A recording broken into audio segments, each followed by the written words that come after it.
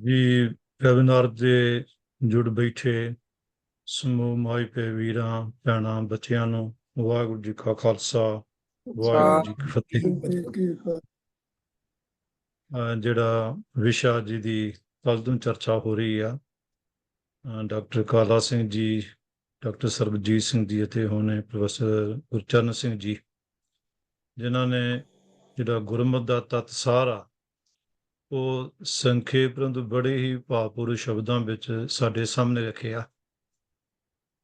ਇਹਦੇ ਵਿੱਚ ਕੋਈ ਸ਼ੱਕ ਹੈ ਹੀ ਨਹੀਂ ਕਿ ਜਿੰਨੇ ਆਪਾਂ ਬੈਠੇ ਹਾਂ ਸਾਰੇ ਇਸ ਗੱਲ ਨੂੰ ਭਲੀ ਪ੍ਰਕਾਰ ਸਮਝਦੇ ਹਾਂ ਕਿ ਅਖੰਡ ਪਾਠ ਕਿੰਨਾ ਕੁ ਗੁਰਮਤਿ ਅਨੁਸਾਰ ਆ ਔਰ ਗੁਰਮਤਿ ਨੂੰ ਸਮਝਦੇ ਹਾਂ, ਕਿਉਂਕਿ ਸਾਡੇ ਵੀ ਜਿਹੜੇ ਬੈਠੇ ਆ ਸੱਜਣ ਜਿਹੜੇ ਇਸ ਵੈਬੀਨਾਰ 'ਚ ਜਿਹੜੇ ਗੁਰਮਤਿ ਦੇ ਬਹੁਤ ਚੰਗੀ ਤਰ੍ਹਾਂ ਗਿਆਤਾ ਲੇਖਕ ਆ, ਸੂਝਵਾਨ ਆ ਔਰ ਲੋਕਾਂ ਵਿੱਚ ਵਿਚਰਦੇ ਹੋਏ ਆ ਗੁਰਬਾਣੀ ਦੇ ਤੱਤਸਾਰ ਨੂੰ ਸਾਂਝੇ ਵੀ ਕਰਦੇ ਆ। ਤੋ ਇਸ ਲਈ ਜਿੰਨੇ ਵੀ ਆਪਾਂ ਸੱਜਣ ਬੈਠੇ ਆ ਆਪਾਂ ਨੂੰ ਕਿਸੇ ਤਰ੍ਹਾਂ ਦਾ ਕੋਈ ਭਰਮ ਭੁਲੇਖਾ ਇਸ ਸੰਬੰਧੀ ਹੈ ਹੀ ਨਹੀਂ। ਗੁਰਬਾਣੀ ਵਿੱਚ ਇਸ ਸੰਬੰਧੀ ਜੋ ਕੁਝ ਹੈ ਉਹ ਆਪਾਂ ਇਹਨਾਂ ਵਿਦਵਾਨ ਸੱਜਣਾ ਤੋਂ ਸੁਣ ਹੀ ਲਿਆ। ਮੈਂ ਜਿਹੜਾ ਕੁਝ ਪੱਖ ਤਿਆਰ ਕੀਤੇ ਸੀ ਕਿਉਂਕਿ ਇਹਨਾਂ ਸੱਜਣਾ ਨੇ ਬਹੁਤ ਵਧੀਆ ਢੰਗ ਨਾਲ ਉਹ ਸਾਡੇ ਸਾਹਮਣੇ ਰੱਖੇ ਆ, ਇਸ ਲਈ ਮੈਂ ਉਹਨਾਂ ਨੂੰ ਨਾ ਦੁਹਰਾਉਂਦਾ ਹੋਇਆ ਕੁਝ ਹੋਰ ਜੋ ਇਸ ਵਿਸ਼ੇ ਨਾਲ ਸੰਬੰਧਿਤ ਜਿਹੜੇ ਪਹਿਲੂ ਆ ਉਹਨਾਂ ਵੱਲ ਮੈਂ ਜ਼ਰੂਰ ਆਪ ਜੀ ਦਾ ਧਿਆਨ ਦਿਵਾਉਣਾ ਚਾਹੂੰਗਾ। ਔਰ ਮੈਂ ਇਹ ਵੀ ਬੇਨਤੀ ਕਰਦੇ ਹਾਂ ਕਿਉਂਕਿ ਜੋ ਵੀ ਸਾਡੇ ਵਿਦਵਾਨ ਸੱਜਣਾ ਨੇ ਇਸ ਸੰਬੰਧੀ ਚਰਚਾ ਕਰਦੇ ਆ ਗੁਰਬਾਣੀ ਦੇ ਪੱਖ ਨੂੰ ਰੱਖਿਆ, ਇਸ ਤੋਂ ਕੋਈ ਇਨਕਾਰ ਨਹੀਂ ਕਰ ਸਕਦਾ। ਪਰ ਜਿਹੜਾ ਆਮ ਜਨ ਸਮੂਹ ਆ, ਜਨ ਸਧਾਰਨ ਆ, ਅਸੀਂ ਉਹਨੂੰ ਵੀ ਧਿਆਨ ਵੀ ਰੱਖ ਕੇ ਜੇਕਰ ਤੁਰੀਏ ਤਾਂ ਹੀ ਅਸੀਂ ਉਹਨਾਂ ਨਾਲ ਲੋਕਾਂ ਨਾਲ ਰਾਬਤਾ ਕਾਇਮ ਕਰ ਸਕਦੇ ਹਾਂ, ਆਪਣੀ ਗੱਲ ਉਹਨਾਂ ਤੱਕ ਠੀਕ ਪਹੁੰਚਾ ਸਕਦੇ ਹਾਂ। ਕਿਉਂਕਿ ਜਨ ਸਧਾਰਨ ਜਿਹੜਾ ਉਹਦੀ ਪਕੜ ਵਿੱਚ ਇਹ ਗੱਲਾਂ ਨਹੀਂ ਆਉਂਦੀਆਂ, ਨਾ ਉਹ ਸਮਝਣਾ ਚਾਹੁੰਦਾ। ਜਿੱਥੋਂ ਤੱਕ ਪਾਠ ਦਾ ਸਵਾਲ ਆ, ਪਹਿਲੀ ਗੱਲ ਇਹ ਆ ਕਿ ਜਿਹੜੇ ਲੋਕੀ ਪਾਠ ਕਰਾਉਂਦੇ ਆ ਉਹ ਪਾਠ ਇਸ ਲਈ ਕਰਾਉਂਦੇ ਹੀ ਨਹੀਂ ਕਿ ਅਸੀਂ ਗੁਰੂ ਦੀ ਮੱਤ ਲੈਣੀ ਆ। ਇਹਦਾ ਸਵਾਲ ਤਾਂ ਪੈਦਾ ਹੋਵੇ ਨਾ ਕਿ ਜੇਕਰ ਕੋਈ ਗੁਰੂ ਦੀ ਮੱਤ ਲੈਣ ਲਈ ਉਪਰਾਲਾ ਕਰ ਰਿਹਾ ਹੋਵੇ। ਜਿੰਨੇ ਵੀ ਸੱਜਣ, ਜਿੱਥੋਂ ਤੱਕ ਮੇਰਾ ਵਾਹ ਪਿਆ, ਮੈਨੂੰ ਘੱਟੋ ਘੱਟ 45 ਸਾਲ ਇਸ ਫੀਲਡ ਵਿੱਚ ਵਿਚਰਦਿਆਂ ਹੋ ਗਏ ਆ, ਇੱਕ ਵੀ ਸੱਜਣ ਐਸਾ ਨਹੀਂ ਮਿਲਿਆ ਕਿ ਜਿਨ੍ਹਾਂ ਇਹ ਆਖਿਆ ਕਿ ਗੁਰੂ ਦੀ ਮੱਤ ਲੈਣ ਲਈ ਜਾਂ ਗੁਰਮਤਿ ਨੂੰ ਸਮਝਣ ਲਈ ਮੈਂ ਇਹ ਉਪਰਾਲਾ ਕਰਨ ਲੱਗਾ। ਕਿਸੇ ਸੱਜਣ ਦਾ ਐਸਾ ਮਕਸਦ ਹੈ ਹੀ ਨਹੀਂ। ਪਾਠ ਤਾਂ ਇੱਕ ਪਾਸੇ ਰਿਹਾ, ਅਖੰਡ ਪਾਠ ਦੀ ਗੱਲ ਤਾਂ ਇੱਕ ਪਾਸੇ ਰਹੀ। ਈਵਨ ਜੇ ਅਸੀਂ ਜਿਹੜਾ ਸਹਿਜ ਪਾਠ ਕਰਦੇ ਹਾਂ ਜਾਂ ਨਿਤਨੇਮ ਕਰਦੇ ਹਾਂ ਜਾਂ ਉਦੋਂ ਬਾਣੀ ਪੜ੍ਹਦੇ ਹਾਂ, ਗੁਰਦੁਆਰਾ ਸਾਹਿਬਾਨ ਆਉਂਦੇ ਹਾਂ, ਤਾਂ ਜ਼ਿਆਦਾਤਰ ਸਾਡਾ ਮਕਸਦ ਗੁਰੂ ਦੀ ਮੱਤ ਲੈਣਾ ਹੈ ਹੀ ਨਹੀਂ। ਔਰ ਇਹਦਾ ਕਾਰਨ ਇਹ ਕਿ ਇਹ ਵੀ ਆ ਕਿ ਅਸੀਂ ਜਿਹੜਾ ਸਿੱਖੀ ਦਾ ਜਿਹੜਾ ਸੰਬੰਧ ਆ ਉਹ ਅਸੀਂ ਜਨਮ ਤੋਂ ਮੰਨ ਲਿਆ ਕਿ ਸਿੱਖਾਂ ਦੇ ਘਰ ਜਨਮ ਲੈਣ ਵਾਲਾ ਹੀ ਸਿੱਖ ਆ। ਜੇ ਅਸੀਂ ਗੁਰੂ ਦੀ ਗੱਲ ਕਰੀਏ ਤਾਂ ਗੁਰੂ ਨੇ ਜਨਮ ਤੋਂ ਕਿਸੇ ਨੂੰ ਸਿੱਖ ਨਹੀਂ ਮੰਨਿਆ। ਸਿੱਖ ਉਹਨੂੰ ਮੰਨਿਆ ਜਿਹਨੇ ਗੁਰੂ ਦੀ ਸਿੱਖਿਆ ਲਈ ਆ। ਗੁਰੂ ਸਾਹਿਬਾਨ ਦਾ ਇਹ ਪਾਵਨ ਫੁਰਮਾਨ, ਸੋ ਸਿੱਖ ਸਖਾ ਬੰਧਪ ਹੈ ਭਾਈ, ਜੇ ਗੁਰ ਕੇ ਭਾਣੇ ਵਿੱਚ ਆਵੈ, ਆਪਣੇ ਭਾਣੇ ਜੋ ਚੱਲੇ ਭਾਈ, ਵਿਛੜ ਚੋਟਾਂ ਖਾਵੈ। ਤੋ ਅਸੀਂ ਜਿਹੜਾ ਕਿਉਂਕਿ ਇਹ ਪਹਿਲਾਂ ਹੀ ਮੰਨ ਕੇ ਤੁਰੇ ਆ ਕਿ ਸਿੱਖ ਜਿਹੜਾ ਸਿੱਖ ਦੇ ਘਰ ਜਨਮ ਲੈਣ ਵਾਲਾ ਉਹ ਜਨਮ ਤੋਂ ਹੀ ਸਿੱਖ ਆ। ਤੋ ਇਸ ਕਰਕੇ ਕਈ ਤਰ੍ਹਾਂ ਦੀਆਂ ਸਾਨੂੰ ਸਮੱਸਿਆਵਾਂ ਦਾ ਸਾਹਮਣਾ ਕਰਨਾ ਪੈ ਰਿਹਾ। ਇਸ ਲਈ ਪਹਿਲਾਂ ਸਾਨੂੰ ਇਹ ਗੱਲ ਸਮਝਣ ਦੀ ਲੋੜ ਆ ਕਿ ਜਿਹੜੇ ਲੋਕ ਕਰਾਉਂਦੇ ਆ ਉਹਨਾਂ ਦੀ ਪਹਿਲੀ ਗੱਲ ਆ ਕਿ ਐਸੀ ਕੋਈ ਮਨਸ਼ਾ ਹੈ ਹੀ ਨਹੀਂ ਕਿ ਅਸੀਂ ਗੁਰੂ ਦੀ ਮੱਤ ਲੈਣੀ ਆ। ਅੱਜ ਜਿਹੜਾ ਅਖੰਡ ਪਾਠ ਜਿਹੜਾ ਉਹ ਇੱਕ ਸਾਡੀ ਸਮਾਜਿਕ ਰਸਮ ਦਾ ਅੰਗ ਬਣ ਚੁੱਕਾ। ਇਹਦਾ ਧਰਮ ਨਾਲ ਸਹੀ ਪੁੱਛੋ ਤਾਂ ਕੋਈ ਸਾਡਾ ਸਰੋਕਾਰ ਨਹੀਂ ਰਿਹਾ। ਹਾਂ, ਕਿਉਂਕਿ ਅਸੀਂ ਸਿੱਖ ਹਾਂ, ਸਿੱਖ ਪਰਿਵਾਰਾਂ ਨਾਲ ਸੰਬੰਧਿਤ ਹਾਂ, ਇਸ ਲਈ ਸਾਡੇ ਖੁਸ਼ੀ ਦਾ ਮੌਕਾ ਹੁੰਦਾ, ਗਮੀ ਦਾ ਮੌਕਾ ਹੁੰਦਾ ਜਾਂ ਕੋਈ ਹੋਰ ਕੋਈ ਐਸਾ ਮੌਕਾ ਹੁੰਦਾ ਤਾਂ ਅਸੀਂ ਇੱਕ ਜਿਵੇਂ ਬਾਕੀ ਰਸਮਾਂ ਨਿਭਾਉਂਦੇ ਹਾਂ ਤਾਂ ਅਸੀਂ ਜਿਹੜੇ ਪਾਠ ਵੀ ਆ, ਅਖੰਡ ਪਾਠ ਵੀ ਆ, ਉਸ ਰਸਮ ਦੇ ਤਹਿਤ ਹੀ ਕਰ ਰਹੇ ਹੁੰਦੇ ਆ। ਸਾਡਾ ਮਕਸਦ ਉਸ ਸਮੇਂ ਕੋਈ ਗੁਰੂ ਨਾਲ ਜੁੜਨਾ, ਗੁਰੂ ਦੀ ਮੱਤ ਲੈਣਾ, ਸਿੱਖਿਆ ਲੈਣਾ ਨਹੀਂ ਹੁੰਦਾ। ਇਹ ਗੱਲ ਜਿਹੜੀ ਆ ਸਾਨੂੰ ਮੰਨ ਕੇ ਹੀ ਤੁਰਨਾ ਪੈਣਾ। ਔਰ ਉਹਨਾਂ ਲੋਕ ਜਿਹੜੇ ਲੋਕ ਕਰਾਉਂਦੇ ਆ, ਜਿਹੜਾ ਵਿਸ਼ਵਾਸ ਕਰਦੇ ਆ, ਉਹਨਾਂ ਦੀ ਜਿਹੜੀ ਮਾਨਸਿਕਤਾ ਉਹਨੂੰ ਸਮਝਣ ਦੀ ਲੋੜ ਆ। ਹਾਂ, ਜਿੱਥੋਂ ਤੱਕ ਰਹੀ ਗੱਲ ਜਿਹੜੇ ਪ੍ਰੋਫੈਸ਼ਨਲ ਲੋਕ ਆ ਮੇਰੇ ਵਰਗੇ, ਉਹਨਾਂ ਬਾਰੇ ਜੋ ਕਿ ਮੇਰੇ ਵੀਰਾਂ ਨੇ ਆਖਿਆ ਬਿਲਕੁਲ ਸੱਚ ਆ, ਇਹਦੇ ਵਿੱਚ ਕੋਈ ਦੁਰਾਵਾ ਨਹੀਂ। ਪਰ ਜਿਹੜੇ ਲੋਕ ਵਲੰਟੀਅਰ ਜਿਹੜੇ ਅਖੰਡ ਪਾਠ ਵਿੱਚ ਹਿੱਸਾ ਲੈਂਦੇ ਆ, ਉਹਨਾਂ ਸਾਰਿਆਂ ਉੱਤੇ ਇਹ ਗੱਲ ਨਹੀਂ ਢੁਕਦੀ। ਤੁਸੀਂ ਵਿਦਵਾਨ ਸੱਜਣ ਹੋ, ਪ੍ਰੋਫੈਸਰ ਸਾਹਿਬ ਸਿੰਘ ਜੀ, ਜਿਨ੍ਹਾਂ ਦੀ ਦੇਣ ਬਾਰੇ ਆਪਾਂ ਸਾਰੇ ਭਲੀ ਪ੍ਰਕਾਰ ਜਾਣੂ ਆ।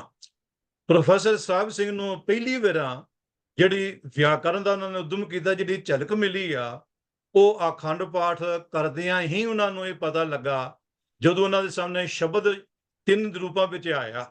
ਤਾਂ ਉਹ ਆਪ ਲਿਖਦੇ ਆ ਕਿ ਜਦੋਂ 3 ਰੂਪਾਂ ਵਿੱਚ ਆਇਆ, ਤਾਂ ਉਸ ਸਮੇਂ ਮੈਨੂੰ ਇਹ ਸੋਚਣ ਲਈ ਮਜਬੂਰ ਹੋ ਗਿਆ ਵੀ ਇਹ ਕਿਉਂ। ਤਾਂ ਇਸ ਰੋਲ ਲਾਉਂਦਿਆਂ ਹੀ ਜਿਹੜੇ ਇਹ ਸ਼ਬਦਾਂ ਇੱਕੋ ਹੀ ਸ਼ਬਦ ਦੇ 3 ਰੂਪ ਉਹਨਾਂ ਦੇ ਸਾਹਮਣੇ ਆਏ, ਤਾਂ ਉਹਨਾਂ ਨੇ ਫਿਰ ਹੋਰ ਜਿਹੜੀ ਖੋਜ ਕਰਨੀ ਸ਼ੁਰੂ ਕੀਤੀ। ਔਰ ਉਸ ਦਾ ਹੀ ਸਿੱਟਾ ਕਿ ਵਿਆਕਰਨ ਵਰਗੀ ਪੁਸਤਕ ਜਿਹੜੀ ਆ, ਉਹ ਹੀ ਨਹੀਂ ਬਲਕਿ ਸਮੁੱਚਾ ਗੁਰੂ ਗ੍ਰੰਥ ਸਾਹਿਬ ਆਪਣੇ ਵੱਲੋਂ ਉਹਨਾਂ ਨੇ ਉਪਰਾਲਾ ਕੀਤਾ। ਉਹਨਾਂ ਨੇ ਜਿਹੜਾ ਉਹ ਸਾਡੇ ਸਾਹਮਣੇ ਤਾਂ ਸਿੱਖ ਪੰਥ ਦੀ ਭੇਟ ਕੀਤਾ। ਬਹੁਤ ਸਾਰੇ ਪ੍ਰੇਮੀ ਸੱਜਣ ਮੈਨੂੰ ਯਾਦ ਆ, ਡਾਕਟਰ ਗੁਰਬਖਸ਼ ਸਿੰਘ ਜੀ, ਤੁਹਾਡੇ ਵਿੱਚ ਬਹੁਤੇ ਸੱਜਣ ਜ਼ਰੂਰ ਜਾਣਦੇ ਹੋਣਗੇ, ਲੁਧਿਆਣੇ ਵਾਲੇ, ਜਿਹੜੇ ਬਾਅਦ ਵਿੱਚ USA ਆ ਗਏ ਸੀ, ਪਿੱਛੇ ਜੀ ਉਹਨਾਂ ਦੀ ਡੈਥ ਹੋਈ ਆ। ਉਹ ਅਕਸਰ ਕਹਿੰਦੇ ਹੁੰਦੇ ਸੀ ਕਿ ਜਦੋਂ ਮੈਂ ਲੁਧਿਆਣੇ ਸੀ, ਤਾਂ ਮੈਂ ਉਸ ਸਮੇਂ ਜਦੋਂ ਗੁਰਦੁਆਰਾ ਸਾਹਿਬ ਇਹ ਅਖੰਡ ਪਾਠ ਹੁੰਦਾ, ਤਾਂ ਮੈਂ ਉਹਨੂੰ ਕਹਿੰਦਾ ਸੀ ਮੇਰੀ ਰੋਜ਼ ਤਾਦਾਰ ਨੂੰ ਰੱਖ ਦਿਓ। ਪੈਸੇ ਨਹੀਂ ਸੀ ਲੈਂਦੇ, ਵਲੰਟੀਅਰ ਕਰਦੇ ਸੀ। ਪਰ ਉਹ ਕਹਿੰਦੇ ਸੀ ਮੈਨੂੰ ਇੰਨਾ ਰਸ ਲਾ ਕੇ ਪੜ੍ਹਦਾ ਸੀ ਕਿ ਕੋਈ ਪੁੱਛੋ ਹੀ ਨਾ, ਕਿਉਂਕਿ ਕੋਈ ਸੁਣਨ ਵਾਲਾ ਵੀ ਨਹੀਂ ਸੀ ਹੁੰਦਾ, ਕਿਉਂਕਿ ਆਪਾਂ ਸੁਣਦੇ ਤੇ ਹੈ ਹੀ ਨਹੀਂ ਵੈਸੇ ਵੀ। ਤਾਂ ਉਹ ਕਹਿਣ ਲੱਗੇ ਵੀ ਮੈਂ ਬੜਾ ਰਸ ਲੈ ਕੇ ਮੈਂ ਉਸ ਸਮੇਂ ਬਾਣੀ ਜਿਹੜੀ ਆ ਉਹ ਪੜ੍ਹਿਆ ਕਰਦਾ ਸੀ। ਮੈਂ ਕੋਸ਼ਿਸ਼ ਕਰਦਾ ਸੀ ਮੈਨੂੰ 2 ਰੋੜਾ ਰਾਤ ਮਿਲ ਜਾਣ। ਬਹੁਤ ਸਾਰੇ ਹੋਰ ਸੱਜਣ ਆ ਜਿਹੜੇ ਕਿ ਵਲੰਟੀਅਰ ਰੂਪ ਵਿੱਚ ਕਰਦੇ ਆ, ਉਹਨਾਂ ਉੱਤੇ ਇਹ ਗੱਲ ਨਹੀਂ ਢੁਕਦੀ ਕਿ ਉਹ ਕਰਮਕਾਂਡ ਕਰ ਰਹੇ ਆ ਜਾਂ ਮਨਮਤ ਕਰ ਰਹੇ ਆ। ਇਹ ਡਿਪੈਂਡ ਕਰਦਾ, ਨਿਰਭਰ ਕਰਦਾ ਕਿ ਕੋਈ ਕਿਸ ਭਾਵਨਾ ਨਾਲ ਕਰ ਰਹੇ ਆ। ਜ਼ਰੂਰੀ ਨਹੀਂ ਕਿ ਜਿਹੜਾ ਬਾਣੀ ਜਿਹੜਾ ਸਹਿਜ ਨਾਲ ਪੜ੍ਹਿਆ ਤੇ ਉਹਨੂੰ ਬਾਣੀ ਦੀ ਸਮਝ ਆ ਗਈ ਆ। ਤਾਂ ਸਾਨੂੰ ਇਹ ਪੱਖ ਵੀ ਜਿਹੜੇ ਆ, ਇਹਨਾਂ ਨੂੰ ਧਿਆਨ ਵਿੱਚ ਰੱਖਣ ਦੀ ਲੋੜ ਆ ਕਿ ਜਦੋਂ ਅਸੀਂ ਕਰਮਕਾਂਡ ਸ਼ਬਦ ਵਰਤਦੇ ਆ, ਤਾਂ ਅਸੀਂ ਕਰਮਕਾਂਡ ਪਿੱਛੇ ਜਿਹੜੀ ਭਾਵਨਾ ਉਹਨੂੰ ਦੇਖਣ ਦੀ ਲੋੜ ਆ ਕਿ ਕਰਮਕਾਂਡ ਇੱਕ ਬੰਦੇ ਦਾ ਪਾਠ ਕਰਨਾ ਕਰਮਕਾਂਡ ਹੋ ਸਕਦਾ, ਹੁੰਦਾ, ਪਰ ਜ਼ਰੂਰੀ ਨਹੀਂ ਕਿ ਹਰ ਪਾਠ ਕਰਨ ਵਾਲੇ ਦਾ ਜਿਹੜਾ ਪਾਠ ਕਰਨਾ ਉਹ ਕਰਮਕਾਂਡ ਆ। ਕਈ ਬੰਦੇ ਜਿਹੜੇ ਉਹ ਬੜੇ ਭਾਵਨਾ ਨਾਲ, ਸਹਿਜ ਨਾਲ ਉਹਦੇ ਵਿੱਚੋਂ ਰਸ ਲੈਂਦੇ ਆ, ਬਹੁਤ ਕੁਝ ਸਮਝਦੇ ਆ, ਸਿੱਖਦੇ ਆ। ਔਰ ਗੁਰਦੁਆਰਾ ਸਾਹਿਬਾਨ ਵਿੱਚ ਖਾਸ ਤੌਰ ਤੇ ਜਿੱਥੇ ਜ਼ਿਆਦਾਤਰ ਸੰਗਤਾਂ ਨਹੀਂ, ਤਾਂ ਜਦੋਂ ਖਾਸ ਮੌਕਿਆਂ ਤੇ ਗੁਰਪੁਰਬ ਵਗੈਰਾ ਤੇ ਉਪਰਾਲਾ ਕਰਦੇ ਆ, ਤਾਂ ਸੰਗਤਾਂ ਰਲ ਮਿਲ ਕੇ ਹਿੱਸਾ ਲੈਂਦੀਆਂ। ਉਸ ਸਮੇਂ ਉਹਨਾਂ ਲੋਕਾਂ ਨੂੰ ਮੌਕਾ ਮਿਲਦਾ ਇੱਕ ਤਾਂ ਇਕੱਠੇ ਹੋਣ ਦਾ, ਮਿਲ ਬੈਠਣ ਦਾ।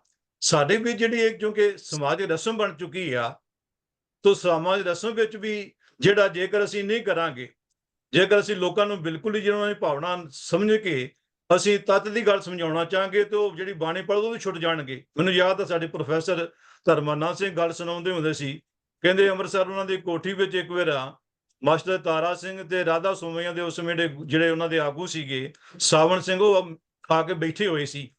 ਇਹਨਾਂ ਦੀ ਆਪਸ ਵਿੱਚ ਮਿੱਤਰਤਾ ਵੀ ਸੀ।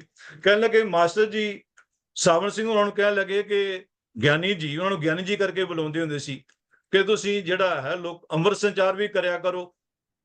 ਕਹਿਣ ਲੱਗੇ ਸਾਵਣ ਸਿੰਘ ਆਖਣ ਲੱਗੇ ਮਾਸਟਰ ਜੀ ਕਿ ਜਿਹੜੇ ਲੋਕ ਤੰਬਾਕੂ ਖਾਂਦੇ ਸੀ, ਬੀੜੀਆਂ ਪੀਂਦੇ ਸੀ, ਜਿਨ੍ਹਾਂ ਨੂੰ ਬਾਣੀ ਦਾ ਕੋਈ ਪਤਾ ਨਹੀਂ ਸੀ, ਮੈਂ ਉਹ ਬਾਣੀ ਪੜ੍ਹਨ ਤੱਕ ਲਾ ਦਿੱਤੇ ਆ, ਉਹ ਬਾਣੀ ਪੜ੍ਹਨ ਲੱਗ ਪਏ ਆ। ਹੁਣ ਕਛਹਿਰੇ ਕੰਮ ਪਾਉਣ ਦਾ ਕੰਮ ਤੁਸੀਂ ਕਰ ਲਵੋ। ਤਾਂ ਸਾਨੂੰ ਜਿਹੜੇ ਇਹ ਪੱਖ ਜਿਹੜੇ ਆ, ਇਹਨਾਂ ਨੂੰ ਵੀ ਧਿਆਨ ਵੀ ਰੱਖਣ ਦੀ ਲੋੜ ਆ। ਮੈਂ ਫਿਰ ਸ਼ਬਦ ਦੁਹਰਾ ਦੇਵਾਂ ਕਿ ਜੋ ਸਾਡੇ ਵਿਦਵਾਨ ਸੱਜਣਾਂ ਨੇ ਆਖਿਆ, ਇਹਦੇ ਵਿੱਚ ਕੋਈ ਸ਼ੱਕ ਨਹੀਂ, ਕੋਈ ਸੰਦੇਹ ਨਹੀਂ, ਬਿਲਕੁਲ ਸੱਚ ਆ। ਪਰ ਜਦੋਂ ਅਸੀਂ ਆਮ ਲੋਕਾਂ ਵੱਲ ਨਜ਼ਰ ਮਾਰਦੇ ਹਾਂ, ਤਾਂ ਆਮ ਲੋਕ ਜਿਹੜੇ ਇਸ ਨੂੰ ਬਹੁਤ ਦੂਰ ਆ। ਔਰ ਸਾਡੇ ਵਿੱਚ ਜ਼ਿਆਦਾਤਰ ਜਿਹੜਾ ਸਿੱਖ ਅਖਵਾਉਂਦਾ, ਜ਼ਿਆਦਾਤਰ ਸਿੱਖ ਜਿਹੜਾ ਉਹ ਕਿਸੇ ਸੰਤ ਬਾਬੇ ਦੇ ਥਰੂ ਸਿੱਖ ਬਣਿਆ ਹੋਇਆ, ਸਿੱਖੀ ਨਾਲ ਜੁੜਿਆ ਹੋਇਆ, ਗੁਰੂ ਗ੍ਰੰਥ ਸਾਹਿਬ ਨਾਲ ਜੁੜਿਆ ਹੋਇਆ। ਔਰ ਉਹਨਾਂ ਲਈ ਪਹਿਲਾ ਜਿਹੜਾ ਉਹ ਬਾਬਾ ਜਿਹੜਾ ਉਹ ਪਹਿਲਾਂ, ਔਰ ਗੁਰੂ ਗ੍ਰੰਥ ਸਾਹਿਬ ਜਿਹੜਾ ਉਹ ਮਗਰੋਂ ਆਉਂਦਾ। ਪਰ ਜਿਹੜਾ ਕਿ ਉਹ ਬਾਣੀ ਪੜ੍ਹਦੇ ਆ, ਤਾਂ ਉਹ ਬਾਬੇ ਨਾਲ ਜੁੜਨ ਕਰਕੇ ਆ। ਬਹੁਤ ਥੋੜੇ ਸਿੱਖ ਆ ਕਿ ਜਿਹੜੇ ਇਸ ਗੱਲ ਨੂੰ ਸੱਚਮੁੱਚ ਸਿੱਧੇ ਗੁਰੂ ਨਾਲ ਜੁੜੇ ਹੋਏ ਆ। ਆਪਾਂ ਸਾਰੇ ਕਿਉਂਕਿ ਵਿਚਰਦੇ ਆ, ਸੰਗਤਾਂ ਵੀ ਲੋਕਾਂ ਨਾਲ ਵਿਚਰਦੇ ਆ, ਵਾਹ ਪੈਂਦਾ, ਤਾਂ ਆਪਾਂ ਇਸ ਗੱਲ ਨੂੰ ਚੰਗੀ ਤਰ੍ਹਾਂ ਸਮਝ ਸਕਦੇ ਆ। ਤਾਂ ਸਾਨੂੰ ਇਹ ਪੱਖ ਜਿਹੜੇ ਆ, ਇਹਨਾਂ ਨੂੰ ਵੀ ਧਿਆਨ ਵੀ ਰੱਖਣ ਦੀ ਲੋੜ ਆ ਕਿ ਅਸੀਂ ਜਿਨ੍ਹਾਂ ਨੂੰ ਬਾਣੀ ਦੀ ਸਮਝ ਆ ਗਈ, ਤਾਂ ਉਹਨਾਂ ਨੇ ਆਪਣੇ ਆਪ ਹੀ ਹਟ ਜਾਣਾ। ਜਿਵੇਂ ਤੁਸੀਂ ਸਾਰੇ ਸੱਜਣ ਬੈਠੇ ਹੋ, ਜਿਵੇਂ ਤੁਹਾਨੂੰ ਬਾਣੀ ਦੀ ਸਮਝ ਆਈ, ਤਾਂ ਤੁਸੀਂ ਇਸ ਕਰਮਕਾਂਡ ਤੋਂ ਛੁਟਕਾਰਾ ਪਾ ਲਿਆ। ਪਰ ਜਿਨ੍ਹਾਂ ਲੋਕਾਂ ਦੇ ਜੇ ਊੜਾ-ਪੜ ਆਉਂਦਾ, ਪਹਿਲੀ ਕਲਾਸ ਵਿੱਚ ਬੈਠੇ ਆ, ਉਹਨਾਂ ਨੂੰ ਅਸੀਂ PhD ਦੀ ਪੜ੍ਹਾਈ ਕਰਾਵਾਂਗੇ ਤਾਂ ਉਹਨਾਂ ਦੇ ਪੱਲੇ ਨਹੀਂ ਪਊਗਾ। ਪਰ ਪੱਲੇ ਦਾ ਕੀ ਪੈਣਾ, ਬਲਕਿ ਉਹ ਬਾਣੀ ਨਾਲੋਂ ਟੁੱਟ ਜਾਣਗੇ। ਤਾਂ ਸਾਨੂੰ ਇਹ ਜਿਹੜੇ ਪੱਖ ਆ, ਇਹਨਾਂ ਪੱਖਾਂ ਨੂੰ ਵੀ ਧਿਆਨ ਨਾਲ, ਸਹਿਜ ਨਾਲ ਵਿਚਾਰਨ ਦੀ ਲੋੜ ਆ। ਤਾਂ ਇਸ ਲਈ ਖੈਰ ਮੈਂ ਥੋੜਾ ਜਿਹਾ ਜਿਹੜਾ ਇਹ ਪੱਖ ਆ, ਕਿਉਂਕਿ ਮੇਰੇ ਵੀਰਾਂ ਨੇ ਬਹੁਤ ਵਧੀਆ ਢੰਗ ਨਾਲ ਗੁਰਬਾਣੀ ਦਾ ਪੱਖ, ਜਿਹੜਾ ਗੁਰਮਤਿ ਦਾ ਪੱਖ ਆ, ਉਹ ਸਾਡੇ ਸਾਹਮਣੇ ਰੱਖੇ ਆ। ਤੇ ਮੈਂ ਕਿਉਂਕਿ ਆਮ ਜਨ ਸਧਾਰਨ, ਕਿਉਂਕਿ ਜੇਕਰ ਸਾਡੇ ਤੱਕ ਹੀ ਗੱਲ ਸੀਮਤ ਹੋਵੇ ਤਾਂ ਫਿਰ ਤਾਂ ਇਸੇ ਪੱਖ ਨੂੰ ਹੀ ਮੈਂ ਅੱਗੇ ਤੋਰਦਾ, ਪਰ ਕਿਉਂਕਿ ਆਪਾਂ ਸਾਰੇ ਇਸ ਗੱਲ ਨੂੰ ਭਲੀ ਪ੍ਰਕਾਰ ਸਮਝਦੇ ਹਾਂ ਔਰ ਇਹਨਾਂ ਵੀਰਾਂ ਨੇ ਬਹੁਤ ਵਧੀਆ ਢੰਗ ਨਾਲ ਇਸ ਪੱਖ ਨੂੰ ਸਾਡੇ ਸਾਹਮਣੇ ਰੱਖਿਆ। ਪਰ ਕਿਉਂਕਿ ਜੇ ਅਸੀਂ ਜਨ ਸਧਾਰਨ ਤੱਕ ਆਪਣੀ ਗੱਲ ਪਹੁੰਚਾਉਣੀ ਆ, ਉਹਨਾਂ ਨੂੰ ਨਾਲ ਲੈ ਕੇ ਤੁਰਨਾ, ਤਾਂ ਤੁਹਾਨੂੰ ਸਾਰੀ ਜਿਹੜੀ ਆ ਅਸਲ ਜਿਹੜੀ ਜੜ ਆ ਉਹਨੂੰ ਜੜ ਨੂੰ ਫੜਨ ਦੀ ਲੋੜ ਆ। ਤੋ ਇਸ ਲਈ ਮੈਂ ਥੋੜਾ ਜਿਹਾ ਯਤਨ ਕੀਤਾ, ਕਰ ਰਹੇ ਹਾਂ ਕਿ ਜਿਹੜਾ ਥੋੜੇ ਜਿਹੇ ਪੱਖ ਜਿਹੜੇ ਆ ਉਹਨਾਂ ਪੱਖਾਂ ਨੂੰ ਵੀ ਵਿਚਾਰ ਲਿਆ ਜਾਏ ਕਿ ਆ ਸਾਡੇ ਵਿੱਚ ਅੱਜ ਆਲੇ ਦੁਆਲੇ ਹੋ ਕੀ ਰਿਹਾ। ਅਸੀਂ ਇੱਕ ਅਖੰਡ ਪਾਠ ਦੀ ਗੱਲ ਕਰ ਰਹੇ ਹਾਂ। ਅੱਜ ਅਖੰਡ ਪਾਠ ਦੇ ਨਾਂ ਤੇ ਜਿਵੇਂ ਵੀਰ ਗੁਰਚਰਨ ਸਿੰਘ ਉਹਨਾਂ ਨੇ ਵੀ ਇਸ਼ਾਰਾ ਕੀਤਾ ਕਿ ਅੱਜ ਕਿੰਨੇ ਪਾਠ ਜਿਹੜੇ ਉਹ ਪ੍ਰਚਲਿਤ ਹੋ ਗਏ ਆ। ਤੋ ਅੱਜ ਜਿਹੜਾ ਪਹਿਲਾਂ ਆਪਾਂ ਸਹਿਜ ਪਾਠ ਸੁਣਦੇ ਸੀ, ਅਖੰਡ ਪਾਠ ਸੁਣਦੇ ਸੀ, ਪਰ ਹੁਣ ਜਿਹੜਾ ਸਹਿਜ ਪਾਠ ਦੇ ਨਾਲ ਨਾਲ ਅਖੰਡ ਪਾਠ ਜਿਹੜੇ ਇਹਨਾਂ ਦੀ ਇੰਨੀਆਂ ਕਿਸਮਾਂ ਬਣ ਚੁੱਕੀਆਂ ਕਿ ਅਸੀਂ ਜਿਹੜਾ ਉਹ ਦਿਨ ਪ੍ਰਤੀ ਦਿਨ ਜਿਹੜੀਆਂ ਇਹਨਾਂ ਵਿੱਚ ਲਗਾਤਾਰ ਵਾਧਾ ਹੁੰਦਾ ਜਾ ਰਿਹਾ। ਸਹਿਜ ਪਾਠ ਆ ਔਰ ਸਹਿਜ ਪਾਠ ਵਿੱਚ ਹੁਣ ਨਾ ਮਾਤਰੀ ਗੱਲ ਰਹਿ ਗਈ ਆ। ਮੈਂ ਕਿਉਂਕਿ ਗੁਰਦੁਆਰਾ ਸਾਹਿਬ ਦੀ ਸੇਵਾ ਨਿਭਾਉਂਦਾ, ਮੈਂ ਦੇਖਦਾ ਵਿਚਰਦਾ ਵਿੱਚ ਸੰਗਤਾਂ ਵੀ ਵਿਚਰਦੇ ਆਏ ਆ ਕਿ ਸਹਿਜ ਪਾਠ ਦੇ ਨਾਂ ਤੇ ਕਈ ਵਾਰਾਂ ਜਿਹੜੇ ਸਹਿਜ ਪਾਠ ਆ ਉਹ 2 ਦਿਨਾਂ ਦੇ ਵਿੱਚ ਹੀ ਜਿਹੜਾ ਉਹ ਕਹਿੰਦੇ ਆ ਸਾਡਾ ਪਾਠ ਮੁਕਾ ਦਿਓ। ਕਿਸੇ ਡੈਥ ਹੋ ਜਾਂਦੀ ਆ, ਬੱਚੇ ਬਾਹਰੋਂ ਆਉਂਦੇ ਆ, ਉਹ ਕਹਿੰਦੇ ਅਸੀਂ ਤਾਂ ਵਾਪਸ ਮੁੜਨਾ, ਸਾਡੇ ਕੋਲ ਟਾਈਮ ਨਹੀਂ। ਮਤਲਬ ਅਖੰਡ ਪਾਠ ਵੀ ਜਿਹੜਾ ਕਹਿੰਦੇ ਇੰਨਾ ਟਾਈਮ ਵੀ ਨਹੀਂ। ਤੋ ਕਹਿੰਦੇ ਜਿਵੇਂ ਹੋਵੇ ਤਾਂ ਤੁਸੀਂ 2-2.5 ਦਿਨਾਂ ਵਿੱਚ ਜਿਹੜਾ ਸਹਿਜ ਪਾਠ ਮੁਕਾਉਣ ਦੀ ਕੋਸ਼ਿਸ਼ ਕਰੋ। ਜੋ ਪਹਿਲਾਂ ਬੇਨਤੀ ਕਰ ਚੁੱਕਾ ਕਿ ਲੋਕਾਂ ਦਾ ਇਹ ਮਨਸ਼ਾ ਹੈ ਹੀ ਨਹੀਂ ਕਿ ਬਾਣੀ ਜਿਹੜੀ ਉਹ ਸਮਝਣੀ ਆ। ਗੁਰੂ ਸਾਹਿਬਾਨ ਦੇ ਸਮੇਂ ਅਖੰਡ ਪਾਠ ਨਹੀਂ ਸੀ ਹੁੰਦੇ। ਗੁਰੂ ਸਾਹਿਬਾਨ ਨੇ ਜੋ ਗੱਲ ਕੀਤੀ ਆ ਉਹ ਜੋ ਸਮੇਂ ਆਮ ਧਰਮ ਦੁਨੀਆ ਵਰਤਾਰਾ ਵਰਤ ਰਿਹਾ ਸੀ, ਅੱਜ ਵੀ ਵਰਤ ਰਿਹਾ। ਅਸੀਂ ਵੀ ਜਿਹੜਾ ਵਰਤਾਰਾ ਹੂਬਹੂ ਵਰਤਾਰਾ ਉਹ ਸਾਡੇ ਵਿੱਚ ਵੀ ਵਰਤਣ ਲੱਗ ਹੋ ਪਿਆ, ਸ਼ੁਰੂ ਹੋ ਗਿਆ ਔਰ ਅਸੀਂ ਉਸ ਦੇ ਇੰਨੇ ਜ਼ਿਆਦਾ ਆਦੀ ਹੋ ਚੁੱਕੇ ਹਾਂ ਕਿ ਅਜੇ ਕੋਈ ਸੰਭਾਵਨਾ ਸਾਨੂੰ ਨਜ਼ਰ ਨਹੀਂ ਆਉਂਦੀ। ਤੁਸੀਂ ਦੇਖਦੇ ਹਾਂ ਇਸ ਤੋਂ ਇਲਾਵਾ ਜਿਹੜੇ ਉਹ ਸੰਪਟ ਪਾਠ ਚੱਲ ਪਏ ਆ। ਸੰਪਟ ਪਾਠ ਦੀ ਵੀ ਕਈ ਕਿਸਮਾਂ।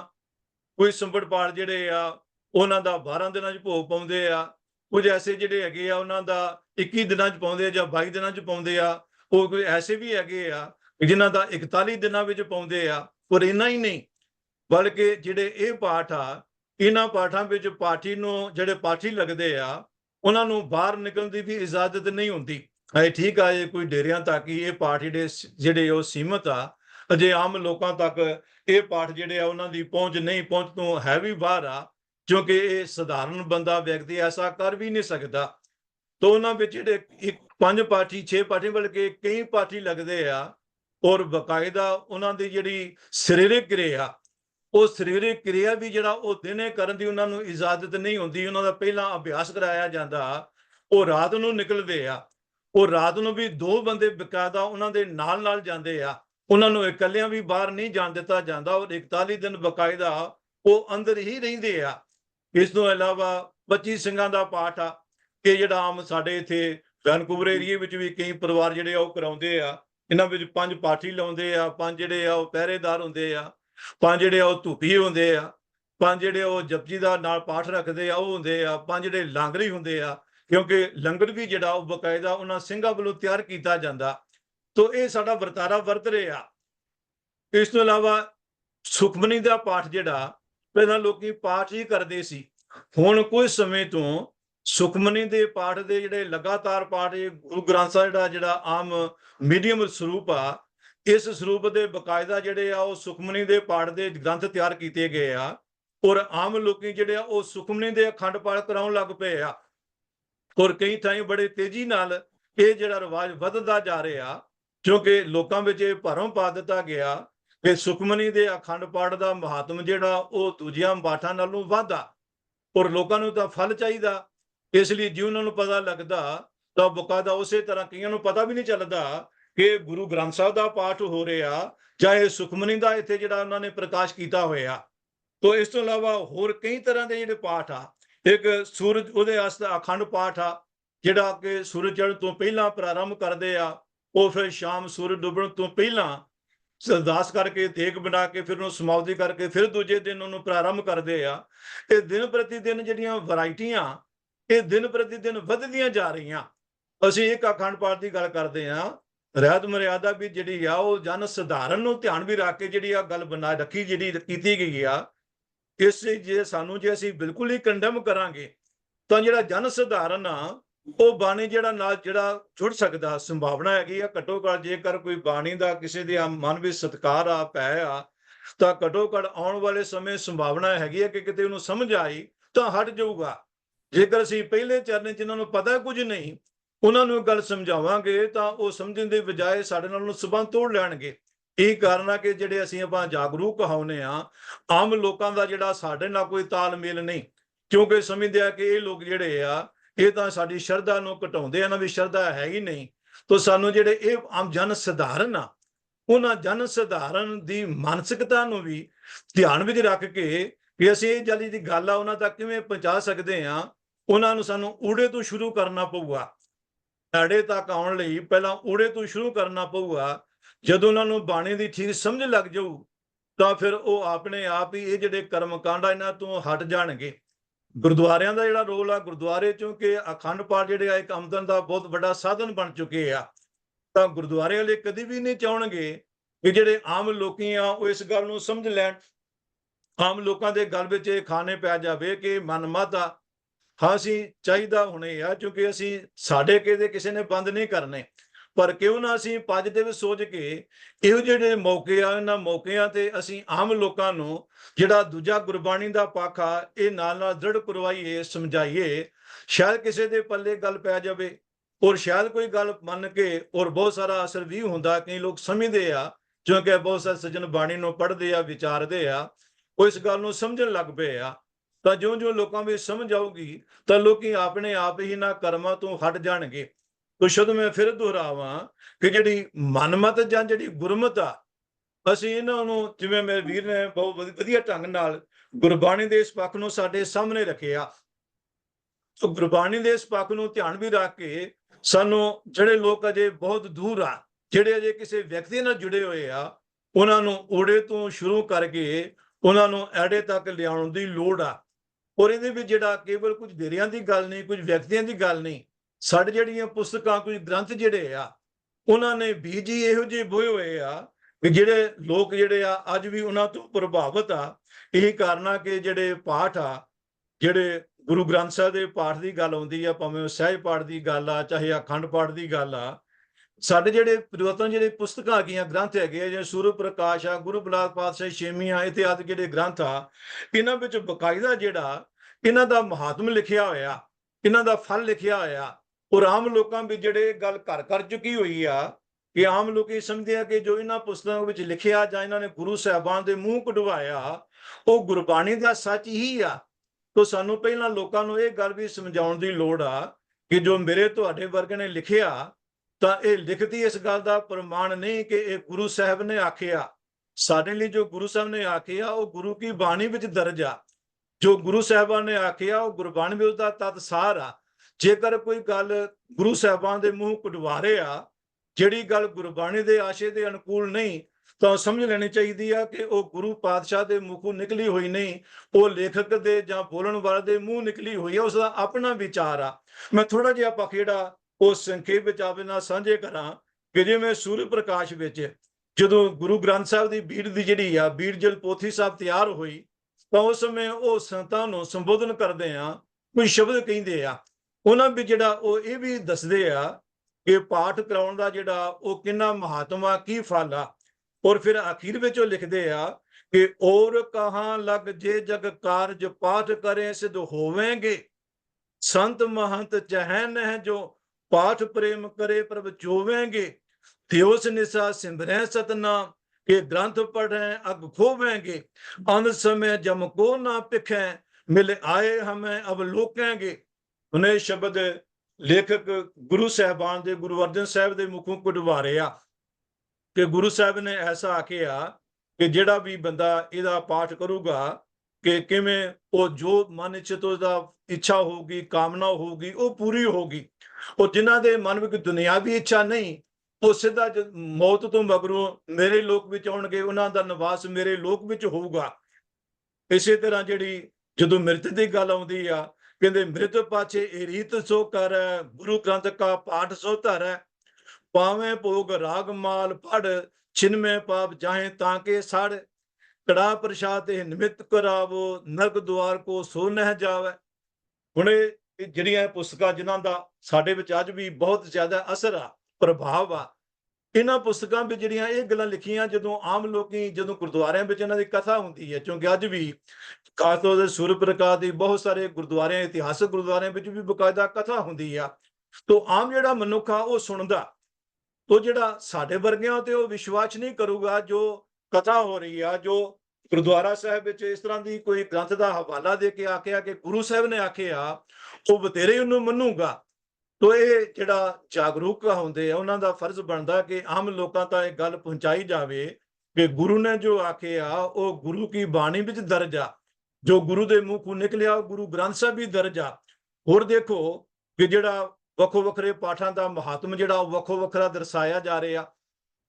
ਸੰਕਟ ਜਿਹੜਾ ਸੰਪਟ ਪਾਠ ਆ ਉਹਦਾ ਫਲ ਅਖੰਡ ਪਾਠ ਨੂੰ ਵਧੇਰੇ ਦਰਸਾਇਆ ਜਾ ਰਿਹਾ, ਔਰ ਜਿਹੜੇ ਸੰਪਟ ਪਾਠ ਨਹੀਂ ਕਰਾ ਸਕਦੇ ਉਹਨਾਂ ਰਾਹ ਲੱਭ ਲਿਆ ਕਿ ਉਹ ਸੁਖਮਨੀ ਦਾ ਅਖੰਡ ਪਾਠ ਕਰਾ ਲਵੇ, ਇਹਦਾ ਜਿਹੜਾ ਮਹੱਤਵ ਆ ਉਹਦੇ ਨਾਲੋਂ ਵੱਧ ਆ।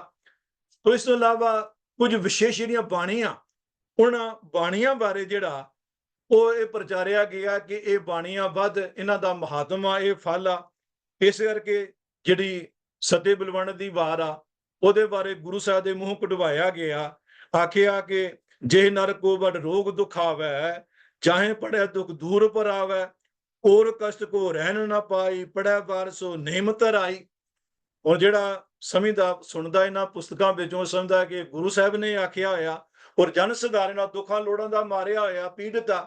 ਔਰ ਮੈਂ ਵਿਅਕਤੀਗਤ ਤੌਰ ਤੇ ਐਸੇ ਕੁਝ ਸੱਜਣਾਂ ਨੂੰ ਜਾਣਦਾ ਕਿ ਜਿਹੜੇ ਗੁਰਬਾਣੀ ਦੇ ਚੰਗੇ ਗਿਆਤਾ, ਔਰ ਜਿਹੜੇ ਜ਼ਿੰਦਗੀ ਭਰ ਉਹ ਇਹਨਾਂ ਕਰਮਕਾਂਡਾਂ ਦਾ ਖੰਡਨ ਕਰਦੇ ਰਹੇ, ਪਰ ਜਦੋਂ ਕੋਈ ਮੁਸੀਬਤ ਆਈ ਤਾਂ ਉਹ ਆ ਕੇ ਉਹਨਾਂ ਨੇ ਖੁਦ ਅਖੰਡ ਪਾਠ ਕਰਵਾਇਆ। ਕਿਉਂਕਿ ਮਨੁੱਖ ਜਿਹੜਾ ਹਿਊਮਨ ਬੀਇੰਗ ਆ ਡੋਲ ਜਾਂਦਾ, ਡਾਵਾਂ ਡੋਲ ਹੁੰਦਾ। ਹਰ ਮਨੁੱਖ ਜਿਹੜਾ ਉਹ ਕਾਇਮ ਨਹੀਂ ਰਹਿੰਦਾ, ਉਹ ਦ੍ਰਿੜਤਾ ਨਹੀਂ ਵਿਖਾਉਂਦਾ, ਚੜ੍ਹਦੀ ਕਲਾ ਵਿੱਚ ਨਹੀਂ ਰਹਿ ਸਕਦਾ। ਤੋ ਜਦੋਂ ਵਿਦਵਾਨਾਂ ਦਾ, ਗੁਰਮਤਿ ਦੇ ਸੋਝੀਆਂ ਦਾ ਇਹ ਹਾਲ ਆ, ਤਾਂ ਜਿਹੜਾ ਆਮ ਸਧਾਰਨ ਮਨੁੱਖ ਆ, ਆਪਾਂ ਉਹਨਾਂ ਤੋਂ ਕੀ ਆਸ ਰੱਖਦੇ ਆ ਕਿ ਜਦੋਂ ਉਹਨਾਂ ਨੂੰ ਕੋਈ ਦੁੱਖ ਤਕਲੀਫ ਆਉਂਦੀ ਆ ਤਾਂ ਉਹ ਭੱਜੇ ਹੋਏ ਗੁਰੂ ਸਾਹਿਬ ਦੇ ਆਸਰਾ ਲੈਂਦੇ ਆ। ਤੋ ਇਹ ਗੱਲ ਜਿਹੜੀ ਆ ਸਾਨੂੰ ਅੱਗੇ ਲੋਕਾਂ ਤੱਕ ਜਿਹੜੀ ਆ ਉਹ ਪਹੁੰਚਾਉਣ ਦੀ ਲੋੜ ਆ ਕਿ ਗੁਰੂ ਸਾਹਿਬਾਨ ਨੇ ਜੋ ਕੋਈ ਦ੍ਰਿੜ ਕਰਵਾਇਆ ਉਹ ਬਾਣੀ ਵਿੱਚ ਆ। ਬਾਣੀ ਤੋਂ ਬਿਨਾਂ ਸਾਡਾ ਕੋਈ ਕਲਿਆਣ ਨਹੀਂ। ਔਰ ਜਦੋਂ ਗੁਰੂ ਸਾਹਿਬ ਨੇ ਆਖਿਆ ਸੇਵਕ ਸਿੱਖ ਪੂਜਨ ਸਭ ਆਵੈ, ਸਭ ਗਾਵੈ ਹਰ ਹਰ ਉਤੋਂ ਬਾਣੀ, ਗਾਵਿਆ ਸੁਣਿਆ ਤਿਨ ਕਾ ਹਰ ਥਾਂ ਪਾਵੈ, ਕਿਨ ਸਤਿਗੁਰੂ ਕੀ ਆਗਿਆ ਸਤ ਸਤ ਕਰ ਮਾਣੀ। ਤੋ ਗੁਰੂ ਸਾਹਿਬ ਨੇ ਬਾਣੀ ਵਿੱਚ ਬੜਾ ਸਪਸ਼ਟ ਦੱਸਿਆ, ਮੇਰੇ ਵੀਰਾਂ ਨੇ ਬਹੁਤ ਚੰਗੀ ਤਰ੍ਹਾਂ ਇਸ ਪੱਖ ਨੂੰ ਸਾਡੇ ਸਾਹਮਣੇ ਰੱਖਿਆ ਹੋਇਆ। ਤੋ ਇਸ ਲਈ ਇਸ ਤੋਂ ਇਲਾਵਾ ਕੋਈ ਕੱਚੀਆਂ ਬਾਣੀਆਂ, ਫਿਰ ਇੱਕੋ ਬਾਣੀ ਬਾਰੇ ਜਿਹੜਾ ਉਹ ਦ੍ਰਿੜ ਕਰਵਾਇਆ ਗਿਆ ਕਿ ਇਸ ਪੌੜੀ ਦਾ ਆ ਮਹਾਤਮਾ, ਸ਼ਰਧਾ ਪੂਰਨ ਗ੍ਰੰਥ ਆ, ਸੰਕਟ ਮੋਚਨ ਆ, ਦੁੱਖ ਭੰਜਨੀ ਆ। ਔਰ ਦਿਨ ਪ੍ਰਤੀ ਦਿਨ ਇਹ ਰਿਵਾਜ ਵੱਧਦਾ ਜਾ ਰਿਹਾ, ਘਟਦਾ ਨਹੀਂ ਜਾ ਰਿਹਾ। ਦਰਬਾਰ ਸਾਹਿਬ ਵੇਖ ਕੇ ਮੈਨੂੰ ਪਤਾ ਲੱਗਾ ਕਿ 28 ਤੱਕ ਉਹਨਾਂ ਨੇ ਬੁਕਿੰਗ ਬੰਦ ਕਰ ਦਿੱਤੀ ਹੈ, ਕਿਉਂਕਿ ਬੁਕਿੰਗ ਇੰਨੀ ਜ਼ਿਆਦਾ ਜਿਹੜੀ ਹੋਣ ਲੱਗ ਪਈ ਸੀ। ਤੋ ਸਾਨੂੰ ਜਿਹੜਾ ਉਹ ਜੜ ਫੜਨ ਦੀ ਲੋੜ ਆ, ਤਾਂ ਕਿ ਅਸੀਂ ਜਨ ਸਧਾਰਨ ਤੱਕ ਪਹੁੰਚ ਕੇ ਉਹਨਾਂ ਨੂੰ ਐੜੇ ਤੱਕ ਲਿਆ ਸਕੀਏ ਕਿ ਭਾਈ ਗੁਰਮਤਿ ਦਾ ਦਾਤਾ, ਜੇਕਰ ਸੱਚਮੁੱਚ ਤੁਸੀਂ ਆਪਾਂ ਜਿਹੜੀ ਬਾਣੀ ਪੜ੍ਹਨੀ ਆ, ਚਾਹੇ ਨਿਤਨੇਮ ਕਰਨਾ, ਗੁਰਦੁਆਰੇ ਆਉਣਾ, ਕਥਾ ਕੀਰਤਨ ਜਾਂ ਪਾਠ ਸੁਣਨਾ, ਇਹਦਾ ਜਿਹੜਾ ਮਕਸਦ ਆ ਉਹ ਗੁਰੂ ਦੀ ਮੱਤ ਨੂੰ ਬਾਣੀ ਵਿੱਚੋਂ ਸਮਝ ਕੇ ਉਸ ਨੂੰ ਅਪਣਾਉਣਾ ਔਰ ਇਹਨੂੰ ਆਪਣੇ ਵਿਵਹਾਰ ਵਿੱਚ ਲਿਆਉਣਾ। ਜਦੋਂ ਸਾਨੂੰ ਇਹ ਗੱਲ ਸਮਝ ਆ ਗਈ, ਉਹ ਦੂਜਾ ਅਸੀਂ ਇਹ ਪੱਖ ਸਮਝ ਗਏ ਕਿ ਜਿਹੜੀ ਸਿੱਖੀ ਆ ਇਹਦਾ ਸੰਬੰਧ ਜਨਮ ਨਾਲ ਨਹੀਂ, ਗੁਰੂ ਦੀ ਮੱਤ ਨਾਲ ਆ, ਤਾਂ ਬਹੁਤ ਸਾਰੀਆਂ ਗੱਲਾਂ ਜਿਹੜੀਆਂ ਉਹ ਆਪਣੇ ਆਪ ਸਪਸ਼ਟ ਹੋ ਜਾਣਗੀਆਂ। ਤਾਂ ਮੈਂ ਸਮੇਂ ਨੂੰ ਧਿਆਨ ਵੀ ਰੱਖਦਾ ਹੋਇਆ ਜਿਹੜੇ ਬਾਕੀ ਪੱਖ ਆ ਜਿਹੜੇ ਮੈਂ ਚਾਹੁੰਦਾ ਸੀ, ਪਰ ਚੂੰਕਿ ਹੋਰ ਵਿਦਵਾਨ ਸੱਜਣ ਬੈਠੇ ਆ ਜਿਨ੍ਹਾਂ ਨੇ ਇਸ ਸੰਬੰਧੀ ਹੋਰ ਚਰਚਾ ਕਰਨੀ ਆ, ਪੱਖ ਜਿਹੜੇ ਸਾਡੇ ਸਾਹਮਣੇ ਲਿਆਉਣੇ ਆ, ਤਾਂ ਮੈਂ ਇੱਥੇ ਜਿਹੜਾ ਉਹ ਭੁੱਲਾਂ ਚੁੱਕਾਂ ਦੀ ਖਿਮਾ ਮੰਗਦਾ। ਜੇਕਰ ਜੋ ਕੁਝ ਤੁਹਾਡੇ ਨਾਲ ਸਾਂਝਾ ਕੀਤਾ, ਕਿਸੇ ਵੀ ਵੀਰ ਭੈਣ ਦਾ ਸਵਾਲ ਹੋਇਆ, ਤਾਂ ਮੈਂ 15 ਕੁ ਮਿੰਟ ਦਾ ਜ਼ਰੂਰ ਬੈਠੂੰਗਾ, ਤਾਂ ਜ਼ਰੂਰ ਤੁਸੀਂ ਜਿਹੜਾ ਉਹ ਸਵਾਲ ਕਰ ਸਕਦੇ ਹੋ। ਵਾਹਿਗੁਰੂ ਜੀ ਕਾ ਖਾਲਸਾ, ਵਾਹਿਗੁਰੂ ਜੀ ਕੀ ਫਤਿਹ।